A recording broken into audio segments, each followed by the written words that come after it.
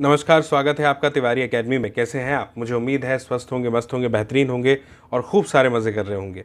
आज हम बात करने वाले हैं हिंदी व्याकरण की हमारी श्रृंखला में अध्याय 31 की, जिसका शीर्षक है पत्र लेखन, यानी लेटर राइटिंग को हम आज समझने वाले हैं। तो बिल्कुल अब हम इसको शुरू करते हैं इस वीडियो को, और इस वीडियो को देखने के बाद में आप विश्वास कीजिएगा कि पत्र लेखन से संबंधित जितनी भी जानकारी है वो आपको प्राप्त हो जाएगी, और ऐसा कोई भी प्रश्न मेरे ख्याल में जो है वो नहीं बचना चाहिए जो आपको ना बने। ठीक है, तो चलिए शुरू करते हैं और समझते हैं क्या कुछ खास दिया है। इसमें लिखा है, पत्र लेखन एक ऐसा साधन है जो दो हृदयों को जोड़ता है। इसके द्वारा हम एक दूसरे के विचारों और समाचारों से अवगत होते हैं। इसका व्यवहार दो व्यक्तियों के बीच होता है। आपको याद होगा, आप एक विद्यार्थी हैं और आपने ज़रूर जो है पिता के पत्र पुत्री के नाम जो पुस्तक में संकलित है, पंडित जवाहरलाल नेहरू द्वारा लिखे गए पत्र जो उन्होंने अपनी पुत्री इंदिरा गांधी को लिखे थे। इसके अलावा स्वामी विवेकानंद के द्वारा लिखे गए बहुत सारे पत्र हैं, कुछ भगिनी निवेदिता को उन्होंने लिखे थे वो हैं। इसके अलावा महात्मा गांधी के द्वारा लिखे गए पत्र हैं, और बहुत सारे महापुरुषों ने और बहुत सारे रिश्तेदारों ने, लोगों ने एक दूसरे को जो है पत्र लिखे हैं, पत्र लिखे जाते थे, पत्र लिखे जाते हैं, और मैं उम्मीद करता हूं कि पत्र हमेशा लिखे जाते रहेंगे। आज भी जो सरकारी कामकाज होता है तो उसमें पत्र की अनिवार्यता ज्यों की त्यों बनी हुई है, चाहे हम कितने भी आधुनिक क्यों ना हो जाएं, लेकिन हम लेटर राइटिंग को कभी भी जो है वो नहीं छोड़ सकते। ये एक अभिन्न हिस्सा है हमारे साहित्य का, कह लीजिए हमारी भाषा का, है ना, हमारे व्यवहार का। तो पत्र लेखन जो है वो बहुत महत्वपूर्ण होता है। इसके द्वारा यहाँ पे जैसा लिखा है, हम अपने विचारों की अभिव्यक्ति और समाचारों से जो है परिचित होते हैं। इसका व्यवहार जैसा कि लिखा गया है दो व्यक्तियों के बीच में होता है। इसे भेजकर या पाकर हम दूर बैठे लोगों के साथ निकटता का अनुभव करते हैं। पत्र लेखन में पारंगत लोग जीवन में विविध सफलताएं अर्जित करते हैं, जबकि शब्दों के कुप्रयोग के कारण पत्र का असर उल्टा हो जाता है। अतः पत्र क्या है, हमारे संबंधों को बनाने या बिगाड़ने में अच्छी भूमिका निभाता है। इसीलिए पत्र लिखते समय हमें सावधान रहना चाहिए, कोई त्रुटि की संभावना ना रहे, इस बात का ध्यान रखना चाहिए। पत्र के कुछ प्रकार होते हैं। पत्र मुख्य रूप से 3 प्रकार के होते हैं। कौन कौन से? एक होता है व्यक्तिगत पत्र, एक होता है व्यावसायिक पत्र, और एक होता है सरकारी पत्र या कह लीजिए प्रार्थना पत्र। विषय भेद के अनुसार पत्र अनेक प्रकार के भी हो सकते हैं, जैसे कि बधाई पत्र, परिचय पत्र, सूचना पत्र, निमंत्रण पत्र, धन्यवाद पत्र, आवेदन पत्र, शिकायती पत्र आदि। अब समझिएगा, पत्र के कुछ अंग होते हैं यानी हिस्से। जैसे पहला है स्थान और तिथि। जब भी हम पत्र लिखते हैं तो हमें इन बिंदुओं का अवश्य ध्यान रखना चाहिए, जैसे स्थान और तिथि का। पत्र में इसे दाईं ओर सबसे ऊपर भेजने वाले का पता होता है और पत्र लिखने की यहाँ पर तिथि अंकित होती है। फिर है संबोधन। पत्र के प्रारंभ में बाईं ओर संबोधन शब्द लिखा जाता है। उसके लिए संबंध विशेष, आयु अथवा पद के अनुसार संबोधन शब्द लिखा जाता है। अभी जब हम उदाहरण देखेंगे तो इन बातों को बखूबी जो है उस पत्र में पूरा होता, सार्थक होता देखेंगे। फिर है अभिवादन। संबोधन के नीचे यथायोग्य अभिवादन शब्द लिखा जाता है। व्यावसायिक पत्रों में अभिवादन शब्द नहीं लिखा जाता है, ये बात आप ध्यान रखेंगे। फिर अगला है कि मुख्य विषय या पत्र का कलेवर लिखा जाता है। इसमें मुख्य सामग्री अर्थात समाचार, कुशल क्षेम आदि होता है। फिर है निवेदन शब्द। हस्ताक्षर से पहले यथानुसार निवेदन शब्द लिखा जाता है। फिर है समाप्ति। पत्र के विषय की समाप्ति के बाद प्रायः कुछ शब्द या वाक्य लिखने की परंपरा है, जैसे कि धन्यवाद आदि। फिर है पता। पता जो है पत्र के अंत में पाने वाले को पता लिखा जाता है, जिसको हम भेजते हैं। और विभिन्न प्रकार के पत्रों के प्रयोग किए जाने वाले संबोधन, अभिवादन, निवेदन शब्द जो है वो नीचे दिए जा रहे हैं। इस पर हम एक नज़र डालते हैं। जैसे अगर हमें बड़े संबंधियों को, जैसे पिता हैं, गुरु हैं, इनको अगर पत्र लिखना है तो संबोधन कैसे होगा? मान्यवर, परम श्रद्धेय या श्रीमान आदि ऐसे शब्दों का प्रयोग करेंगे संबोधन के लिए। अभिवादन करना हो तो उसके लिए नमस्कार, प्रणाम, चरण स्पर्श ऐसे शब्दों का प्रयोग होगा। और निवेदन करने के लिए आपका आज्ञाकारी या कृपाकांक्षी और फिर अपना नाम, इस तरह से। अगर छोटे संबंधियों को पत्र लिखना है, जैसे कि छोटा भाई है, पुत्र है, भतीजा है आदि है, तो प्रिय, चिरंजीव, नाम आदि लिख करके। फिर अभिवादन करना है तो प्रसन्न रहो आदि, इस तरह से। और निवेदन के लिए शुभाकांक्षी, तुम्हारा शुभ चिंतक, हितैषी आदि, इस तरह से लिखा जाता है। अगर कोई बराबरी वाला हो, जैसे दोस्त अपना मित्र है, तो लिखेंगे प्रिय मित्रवर, फिर नाम, नमस्ते, सप्रेम, नमस्कार, ये अभिवादन के लिए हो गए। और निवेदन के लिए तुम्हारा मित्र या प्रेमाकांक्षी आदि। अगर किसी ऐसे को लिखना है जो परिचित है, तो उसको आप ऐसे लिख सकते हैं जैसे महाशय, महोदय, श्रीमान, श्रीमती आदि, और लिख सकते हैं नमस्ते, नमस्कार आदि, और अंत में निवेदन के लिए आपका या भवदीय, इस तरह से। अधिकारियों को लिखना है तो फिर आपको जो है श्रीमान, महोदय, मान्यवर ऐसा लिखना होगा। नमस्ते, नमस्कार आदि जो है ये आपका अभिवादन हो गया, और निवेदन प्रार्थी, सेवक, निवेदक आदि इस तरह से हो जाएगा। पति को लिखना हो तो प्राणनाथ, प्राणप्रिय आदि इस तरह से, चरण स्पर्श वंदना इस तरह से, और आपकी दासी, पत्नी, प्रिया इस तरह से। पत्नी को लिखना हो तो प्राणप्रिय, प्रिय आदि, प्रेमालिंगन, सप्रेम मिलन आदि ये हो गए अभिवादन के लिए, और निवेदन में तुम्हारा जीवन साथी इस तरह से। अपरिचित स्त्री को लिखना है तो महोदय, नमस्ते और भवदीय इन शब्दों का प्रयोग होता है। व्यवसायी को लिखना है तो महोदय या श्रीमान, नमस्ते, भवदीय या निवेदक। प्रधानाचार्य को लिखना है तो श्रीमान या महोदय, नमस्ते, आपका आज्ञाकारी छात्र, इस तरह से।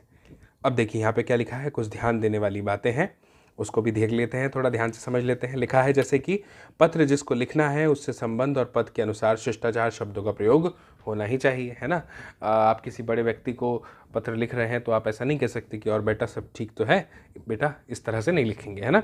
पत्र का आरंभ और अंत बढ़िया होना चाहिए। पत्र में व्यर्थ बातें लिखनी नहीं चाहिए, है ना, व्यर्थ बातें लिखने से बचना चाहिए।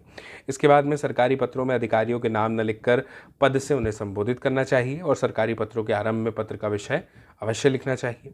पत्र में कहावतें, मुहावरों आदि का प्रयोग नहीं करना चाहिए, इससे बचना चाहिए। अब देखिए आगे क्या लिखा है। कुछ पत्र दिए हैं हमें, मैं इनको पढ़ता हूँ आपके सामने, इससे आपको एक आइडिया मिल जाएगा जो अभी हमने सीखा उसके बारे में। सबसे पहले जैसे है, अपने मित्र के जन्मदिवस पर उसे बधाई देते हुए एक पत्र लिखिए। ऐसा प्रश्न मान लीजिए आपको परीक्षा में आ गया कि अपने मित्र के जन्मदिवस पर उसे बधाई देते हुए पत्र लिखिए। तो आपको किस तरह से एक पत्र लिखना है, इस तरह से लिखना है। सबसे पहले पता लिखा जाएगा 73 सेक्टर 2 द्वारका, नई दिल्ली। तिथि यानी दिनांक 28 अगस्त 2000, जो भी सन चल रहा हो। और चूंकि बराबर वाले को लिख रहे हैं तो देखा आपने हमने कैसे किया संबोधन, प्रिय लिख के, है ना। प्रिय हिमांशु, जन्मदिन मुबारक हो। तुम्हारा पत्र प्राप्त हुआ। पढ़कर मालूम हुआ कि तुम अपने जन्मदिन के उत्सव पर मुझे आमंत्रित करना चाहते हो। मैं इस शुभ अवसर पर अपनी हार्दिक शुभकामनाएं देता हूँ और ईश्वर से प्रार्थना करता हूँ कि तुम जियो हजारों साल। प्रिय मित्र, मैं इस उत्सव में सम्मिलित नहीं हो पाऊंगा क्योंकि पिताजी घर पर नहीं है, अतः मैं कहीं नहीं जा सकता। इस पत्र के साथ मैं एक छोटा सा उपहार भेज रहा हूँ, आशा है तुम इसे स्वीकार करोगे।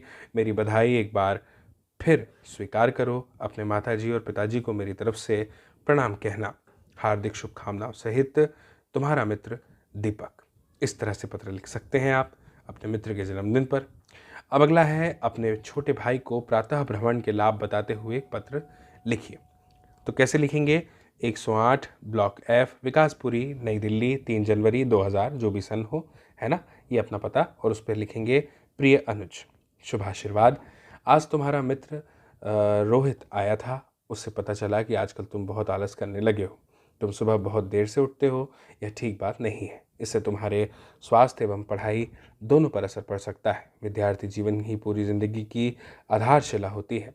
शरीर का विशेष ध्यान रखना बहुत ज़रूरी होता है, क्योंकि स्वस्थ रहने पर ही तुम कुछ कर सकोगे। जो विद्यार्थी इस अवस्था में प्रतिदिन व्यायाम करने और प्रातः भ्रमण करने की आदत डाल लेते हैं, वे जीवन भर निरोग रहते हैं। प्रातः भ्रमण के तो लाभ ही लाभ हैं। इससे शरीर को स्वच्छ वायु मिलती है, जिससे दिन भर ताजगी बनी रहती है। प्रातःकाल की शीतल मंद सुगंधित वायु का सेवन शरीर में रक्त संचार को बढ़ाता है। इसके विपरीत जो प्रातः भ्रमण नहीं करते वे आलसी हो जाते हैं, उन्हें कई प्रकार के रोग लग जाते हैं। अतः प्रातः जल्दी उठकर भ्रमण का अभ्यास डालो, फिर तुम स्वयं उसके फायदे का अनुभव करोगे।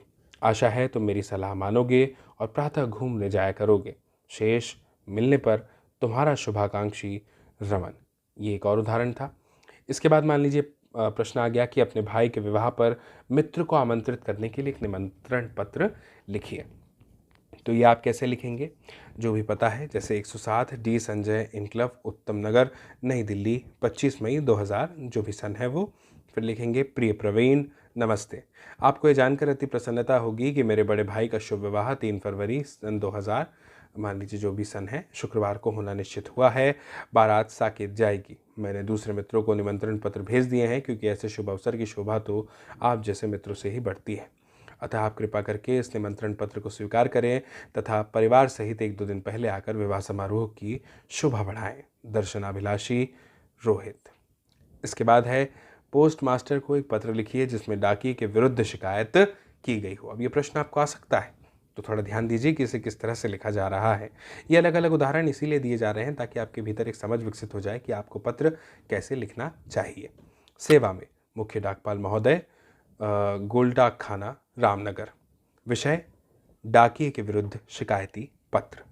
मान्यवर, निवेदन यह है कि मैं रामनगर का निवासी आपके द्वारा इस क्षेत्र में नियुक्त डाकिए के विरुद्ध आपका ध्यान आकर्षित करवाना चाहता हूँ। वह न तो नियमित रूप से डाक लाता है और न ही ठीक समय पर बांटता है। वह आते जाते व्यक्ति को सारे मोहल्ले की डाक पकड़ा कर चला जाता है। इसके कारण कई बार आवश्यक पत्र भी समय पर नहीं मिल पाते। मुझे कल ऐसा पत्र मिला जिसे 1 सप्ताह पहले मिल जाना चाहिए था। मेरे एक मित्र का मनी ऑर्डर डाकिए के पास आ चुका है, परंतु वह 2 दिन से आया नहीं है। यह उसके आलस का प्रमाण है। उसे मैंने कई बार समझाया पर उसके कानों पर जूं तक नहीं रेंगती। अतः आपसे प्रार्थना है कि इस डाकिए को बदलकर किसी अच्छे डाकिए को नियुक्त करने की कृपा करें। आपकी अति कृपा होगी। भवदीय सुरेश गर्ग। तिथि 5 मई 2000 सन जो भी है। पता A7 कृष्णा नगर, दिल्ली। मुझे उम्मीद है आपको ये समझ में आया कि पत्र कैसे लिखा जाना चाहिए। फिर अगला पत्र है, दिल्ली विद्युत बोर्ड के अध्यक्ष को अपने क्षेत्र की समस्या के संबंध में पत्र लिखिए। अभी आप कैसे लिखेंगे देखिए। सेवा में अध्यक्ष महोदय, दिल्ली विद्युत बोर्ड, नई दिल्ली। विषय बिजली की समस्या के संबंध में। संबोधन देंगे मान्यवर। फिर आगे लिखेंगे, निवेदन है कि हम नागलोई के निवासी हैं। हम इस पत्र के माध्यम से आपका ध्यान इस क्षेत्र की बिजली की समस्या की ओर आकर्षित करना चाहते हैं। वैसे तो दिल्ली के लगभग हर क्षेत्र में बिजली की आंख में चौली का खेल चलता रहता है, परंतु हरिनगर क्षेत्र में तो यह समस्या अत्यंत गंभीर है। यहाँ घंटों तक बिजली नहीं आती भी है तो थोड़ी देर के लिए। बिजली गुल होने के कारण सभी को अनेक कठिनाइयों का सामना करना पड़ रहा है। विद्यार्थी पढ़ नहीं पाते, दुकानदार काम नहीं कर पाते तथा अन्य लोग भी इससे काफ़ी परेशान हो रहे हैं। यह क्षेत्र अंधेरे में डूबा रहता है जिससे असामाजिक तत्वों की चांदी हो गई है। आए दिन चोरियां हो रही है। अतः आपसे अनुरोध है कि हमारी समस्या पर सहानुभूतिपूर्वक विचार करके तत्काल समुचित कार्यवाही का आदेश देकर कृतार्थ करें। धन्यवाद सहित भवदीय नागलोई के निवासी, दिनांक 10/12/2000 सन जो भी हो। इस तरह से इसके बाद में एक अगला पत्र जो है वो ऐसा है कि विद्यालय में प्रवेश प्राप्त करने के लिए प्रधानाचार्य को एक प्रार्थना पत्र लिखिए। तो ये प्रश्न में आपको पूछा जा सकता है, तो ध्यान दीजिए आप पत्र कैसे लिखेंगे। सबसे पहले वही फॉर्मेट, सेवा में श्रीमान प्रधानाचार्य महोदय, आदर्श पब्लिक स्कूल, विकासपुरी, नई दिल्ली। महाशय, सविनय निवेदन यह है कि मैंने इस वर्ष 8वीं कक्षा उत्तीर्ण की है। पिछले वर्ष मैं आदर्श मॉडल स्कूल का छात्र था। आपके विद्यालय की उत्तम शिक्षा, सुंदर वातावरण और अनुशासन को देखकर मैं यहाँ 9वीं कक्षा में प्रवेश लेना चाहता हूँ। पढ़ाई के साथ साथ मैं खेलकूद में भी रुचि रखता हूँ। मैं अपने विद्यालय की तरफ से क्रिकेट खेलता था। क्रिकेट में मैंने कई पुरस्कार भी जीते हैं। आपसे अनुरोध है कि मेरे इन्हीं गुणों के कारण मुझे विद्यालय में प्रवेश देने की कृपा करें। धन्यवाद। दिनांक 18/9/2000 सन जो भी हो। आपका आज्ञाकारी छात्र मयंक तिवारी। इसके बाद में एक जो आवेदन पत्र है वो इस तरह से है कि विद्यालय शुल्क से मुक्ति के लिए प्रधान अध्यापक के पास एक प्रार्थना पत्र लिखिए। कैसे लिखेंगे। सेवा में श्रीमान प्रधान अध्यापक महोदय, KH उच्च विद्यालय, रामकृष्ण कॉलोनी, पटना। महाशय, सविनय निवेदन यह है कि मैं आपके विद्यालय की 8वीं कक्षा का एक गरीब छात्र हूँ। मेरे पिताजी साधारण किसान हैं और मेरे परिवार में कुल 10 सदस्य हैं। इस साल सूखे ने हम लोगों की आर्थिक स्थिति खराब कर दी है और ऐसी स्थिति में स्कूल की फीस का प्रबंध कर पाना मेरे लिए कठिन है। अतः आपसे प्रार्थना है कि मुझे विद्यालय शुल्क देने से मुक्त कर दें, तभी मेरी पढ़ाई आगे चल सकती है, अन्यथा मुझे पढ़ाई से वंचित होना पड़ेगा। आपके इस उपकार के लिए मैं सदा आभारी रहूँगा। धन्यवाद। दिनांक 17/9/2000 सन जो भी हो। आपका आज्ञाकारी छात्र अमित गुप्ता, कक्षा 8वीं, क्रमांक 1। इस तरह से आप जो है पत्र लिख सकते हैं विद्यालय शुल्क से मुक्ति के लिए अपने प्रधान अध्यापक को। इसके बाद में अगला प्रश्न जो है वो ये है कि प्रधान अध्यापक के पास अनुपस्थिति की सूचना देने के लिए प्रार्थना पत्र लिखिए। अब इसका फॉर्मेट भी वही रहेगा। सेवा में श्रीमान प्रधान अध्यापक महोदय, रेणुका पब्लिक स्कूल, अमन विहार, दिल्ली। फिर आगे आप लिखेंगे संबोधन देते हुए, महाशय, सेवा में विनम्र निवेदन है कि मैं कल अपने पिताजी के साथ मुंबई जा रहा हूं। इसके कारण आगामी 10 दिनों तक मैं अपनी कक्षा में उपस्थित नहीं रह सकूंगा। फिर इसके बाद आपको दिनांक लिखनी होगी। अतः श्रीमान से प्रार्थना है कि दिनांक खालिस्तान से खालिस्तान तक मेरे अनुपस्थित दंड को माफ़ करें। धन्यवाद। दिनांक 17/9 सन। और फिर उसके बाद में आपका आज्ञाकारी शिष्य सुरेश सिंह, कक्षा 8वीं, क्रमांक 3। एक पत्र ऐसा भी लिख सकते हैं कि अपने नगर के पुलिस अधिकारी को एक पत्र लिखिए जिसमें अपने मोहल्ले में बढ़ रही गुंडागर्दी को रोकने के लिए उपाय करने की प्रार्थना की गई है। तो इसका फॉर्मेट क्या होगा? सेवा में श्रीमान पुलिस अध्यक्ष, गोरखपुर। मान्यवर, निवेदन है कि मैं आपका ध्यान अपने मोहल्ले विवेक नगर में बढ़ रही गुंडागर्दी की ओर आकर्षित करवाना चाहता हूं। इस क्षेत्र में गुंडे हमेशा दनदनाते रहते हैं। सभ्य और संभ्रांत लोगों का जीना दूभर हो गया है। उनकी गुंडागर्दी के सामने कोई भी मुंह खोलने को तैयार नहीं है। गुंडे सरेआम राह चलती लड़कियों और महिलाओं पर अश्लील उपहास करते हैं। कुछ दिन पहले एक लड़की को छेड़ने का विरोध करने पर वे चाकू से 2 लोगों को घायल करके चले गए। इसके अतिरिक्त मोहल्ले में नशेड़ियों का जमावड़ा हो गया है। मादक पदार्थों का अवैध धंधा चल रहा है। इससे बहुत से नौजवानों का भविष्य अंधकारमय हो गया है। मोहल्ले के निवासी आपसे स्वच्छ प्रशासन की आशा रखते हैं। कृपया इस समस्या पर ध्यान देकर गुंडागर्दी का सफाया करने के लिए उचित पुलिस बल नियुक्त करें। मोहल्ले का प्रत्येक निवासी आपके साथ है। भवदीय रमन भल्ला। दिनांक 12/7 सन। इसके बाद में एक प्रश्न और है ये भी कि अपने पिताजी को पत्र लिखे जिसमें विद्यालय द्वारा आयोजित किसी ऐतिहासिक नगर के भ्रमण के लिए अनुमति मांगी गई हो। तो इसको आप कैसे लिखेंगे? आदर्श विद्या मंदिर, अंबाला, 3 दिसंबर सन। पूजनीय पिताजी, सादर प्रणाम। आपका पत्र कल प्राप्त हुआ। पढ़कर खुशी हुई कि आप सानंद हैं। आपने मेरी पढ़ाई के बारे में चिंता व्यक्त की थी। मेरी पढ़ाई अत्यंत सुचारू रूप से चल रही है। पिताजी, हमारे विद्यालय की ओर से छात्रों का एक दल अक्टूबर-नवंबर में जयपुर तथा उदयपुर भ्रमण पर जा रहा है। इसमें मेरे अनेक सहपाठी जा रहे हैं। मेरी भी इच्छा है कि मैं राजस्थान के इन ऐतिहासिक नगरों का भ्रमण करूं। कृपया मुझे इस भ्रमण पर जाने की अनुमति प्रदान करें। आप विश्वास करें कि इससे मेरी पढ़ाई पर कोई बाधा नहीं पड़ेगी। यदि आप अनुमति दें तो यात्रा व्यय के लिए कृपया 2000 रुपये शीघ्र मनी ऑर्डर से भेजने का कष्ट करें। पूज्य माताजी एवं दादी जी को चरण स्पर्श। आपका आज्ञाकारी पुत्र रोहित गुप्ता। मुझे उम्मीद है कि आपको यह वीडियो बहुत अच्छे से समझ आया होगा, पसंद भी आया होगा। आप ज़रूर इस वीडियो की लिंक को शेयर कीजिएगा, साझा कीजिएगा अपने दोस्तों, मित्रों, साथियों, सहपाठियों, परिजनों के साथ, ताकि वे लोग भी देख पाएँ इस वीडियो को और समझ पाएँ इस जानकारी को। बाकी आप सभी को मेरी ओर से नमस्कार। जल्द ही आपको अगले वीडियो में मैं मिलूँगा और हम मिलेंगे अगले वीडियो में। तब तक के लिए आप सभी को मेरा नमस्कार।